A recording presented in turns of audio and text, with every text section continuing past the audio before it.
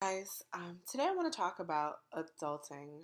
Uh, it's actually a very, very frustrating topic that I feel like a lot of us can relate to. Recently, I actually just moved into my first home, and the concept of adulting is overwhelming at this point. So I felt it was worth discussing with you all. And I do want to hear, how you feel about adulting and what adulting looks like for you. Um, my personal perspective is I feel like adulting is just not fair. Like, I didn't ask to be brought into this world, right? I didn't ask to grow up, right? Nor, well, I may have asked to grow up because a lot of times we do, like, I can't wait till I'm 16, I can't wait till I'm 18, I can't wait till I'm 21. And then you hit 25 and it's just like, okay, slow down. This is going a little too far.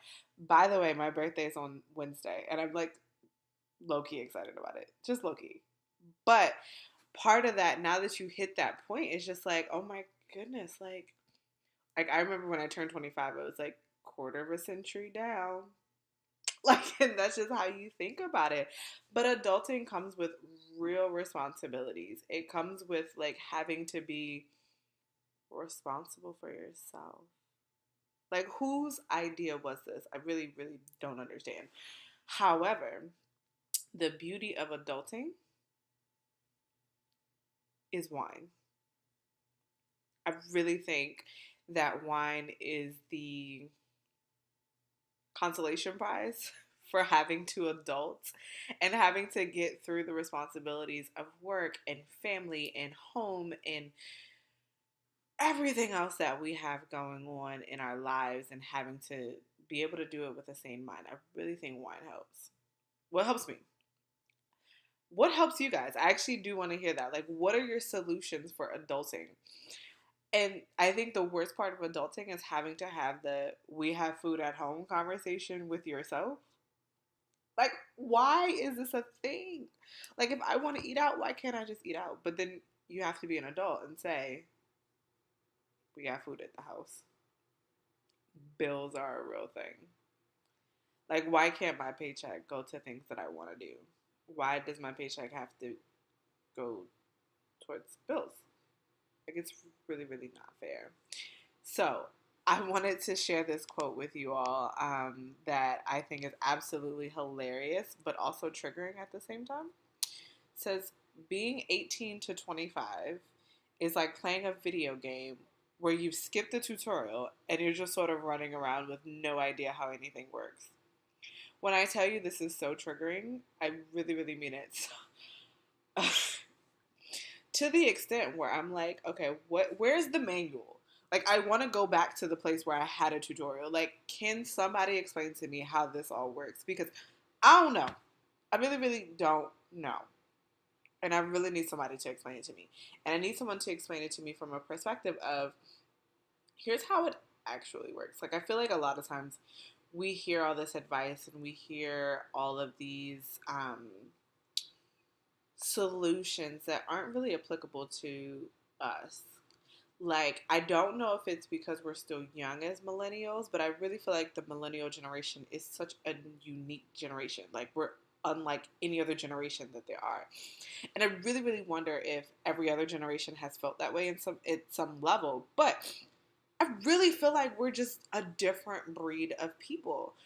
And it's a good thing, but it's a confusing thing. Like, it really, really is. I feel like we were the generation that is very big on following our dreams and doing what we want to do. Um, However, when you're following your heart and doing everything that you want to do, there is no blueprint for that. Like, seriously, like our parents' generation and especially our grandparents' generation, they were very big on the American dream. However, I think we've come to the realization that the American dream doesn't have to look like what it's always looked like. I can have it all and it looked nothing like what our parents or our grandparents considered as having it all. So I actually went to a entrepreneur summit, and one of the workshops that I went to was millennials and having it all. Basically, the title was "You Can't Have It All," but what I took away from it is that you can, in fact, have it all, but you have to define what having it all means for you. And until you get to the place where this is what it all means for me, and I'm not allowing other people's definitions of what having it all means. If you don't want to get married, don't get married. If you don't want kids, don't have kids. And don't feel the pressure of having to do that. If you never want to own a home, God bless America. You don't have to. If you never want to work a 9 to 5, don't. And so I think when we try to have it all from the traditional standpoint, and then on top of that, try to do the things that make us happy, that's when we get into the feeling that you can't have it all. When really and truly you can. And I hope and I pray that everyone who is listening moves towards having it all. But you have to start off with figuring out what having it all means for you. And until you get to that place of having it all or understanding what having it all means for you, it'll be an uphill battle to say the least. But that's step one. And then once you get through understanding what having it all means, eliminate. So then you get to decide, yes, this is in line with what I want. No, this is not in line with what I want. And if it's not in line with what you want, say no. We have to stop feeling obligated to say yes to anybody's request. We really do. And if it doesn't fall in line with what you want, what your purpose is, what your goals are, say no. That's it. That's all. We're spending so much time doing things that we have zero interest in doing. To the extent that we can't do what we want to do because we don't have enough time in the day. And along those lines, make sure you watch my video, Reclaiming My Time. That was last week's Motivational Monday. And I really, really, really hope you watched it. And I really hope you applied some of those lessons because you need to reclaim your time.